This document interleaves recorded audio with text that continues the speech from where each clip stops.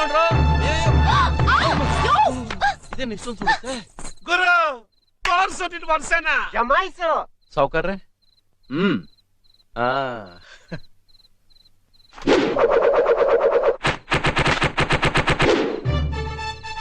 ಮುಖ ನೋಡ್ದಲ್ಲ ಹೊಡಿತಾನಲ್ಲಪ್ಪ ಇದು.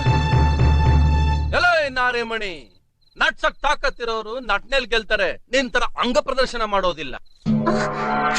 ಲೇ ಲೇ ಲೇ ಲೇ ಲೇ ಲೇ ನಿನ್ನ ನೋಡಕ ಬಂದ ಗಂಡನ್ನ ಅವಮಾನ ಮಾಡಿದ ಮೈಸೂರು ಮಲ್ಲಿಕ ವ್ಯಕ್ತಿ ಅಂದ ಚಂದನ ಇಲ್ಲಿಂದ ತಾಕತ್ತಿದ ಹೃದಯದಿಂದ ಗೆಲ್ಲೆ. ಈ ಮುಖ ಚೆನ್ನಾಗಿಲ್ಲ ಅಂದ ತಕ್ಷಣ ಅವ್ನು ವಿಕಾರವಾದವನು, ಚೆನ್ನಾಗಿದೆ ಅಂದ ತಕ್ಷಣ ಅವ್ನು ಸುಂದರವಾಗಿರೋ ಅಂತ ಹೇಳೋ ನಿನ್ನ ಮನಸ್ಸೇ ವಿಕಾರವಾದ ತಿಳ್ಕೊಳ್ಳಲೇ. ಹೆಂಗೆ